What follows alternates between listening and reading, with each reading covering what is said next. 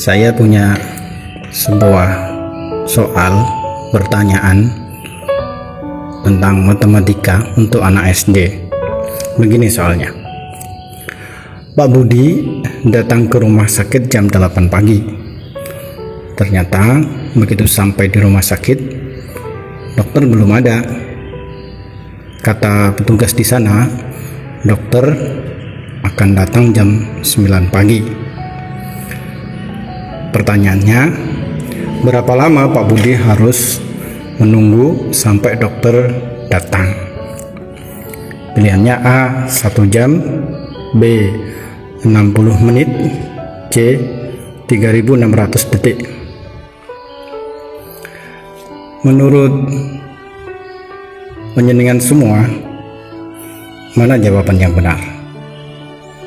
Nah, seperti yang saya bilang, soal matematika tersebut untuk anak SD, dan seorang anak SD saat membaca soal ini dengan cepat pasti akan memilih jawaban yang A, yaitu 1 jam.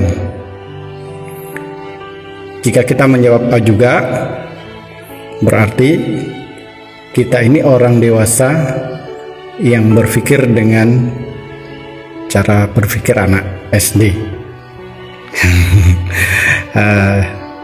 Jangan marah dulu, sebab saya juga begitu. Nah, apa sih bedanya jawaban A, jawaban B, dan jawaban C? Belakangan baru saya tahu bahwa orang-orang sukses terbiasa menghitung waktunya dengan satuan yang terkecil. Saat mereka memiliki waktu luang 1 jam, mereka menganggapnya 60 menit. Duh, apa bedanya? Bedanya adalah begitu kita membayangkan 60 menit, maka otomatis akan terpikir begitu banyak aktivitas produktif yang bisa kita lakukan. Karena waktu yang kita miliki masih banyak, masih 60. Sebaliknya, saat kita bayangkan 1, pikiran kita sudah dibatasi duluan oleh sedikitnya waktu yang kita punya. Iya, pasti kita hanya punya waktu 1. Apa yang bisa kita lakukan? Nggak banyak kan? Paling hanya 1 atau 2 aktivitas.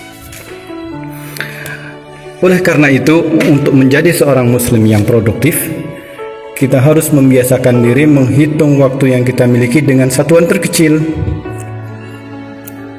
Coba perhatikanlah, Rasulullah mengajarkan kita untuk melihat Ramadan bukan sebanyak 1 bulan, melainkan berapa? Melainkan sebanyak 3 periode, yaitu periode 10 hari pertama, periode 10 hari kedua, dan 10 hari ketiga. Cukuplah hal ini membuktikan bahwa Rasulullah menghitung waktu dengan satuan yang lebih kecil.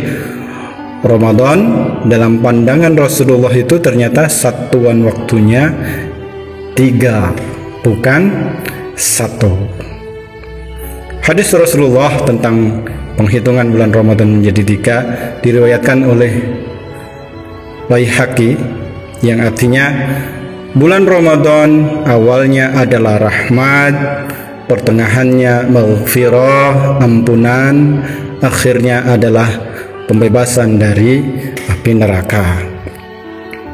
Nah, ayo sambut Ramadan tahun ini dan siapkan diri mengisinya dengan amal-amal kebaikan sebanyak-banyaknya. Jika bagi orang lain, bagi mereka Ramadan hanya 1 bulan, tapi bagi kita Ramadan itu 43.200 menit. Kalau mau dijadikan detik, silakan. Itu lebih bagus lagi. Jadi Ramadan itu bagi kita 43.200, tidak 1 menit pun akan kita lewati dengan sia-sia. Insya Allah. Selamat menunaikan ibadah puasa Ramadan.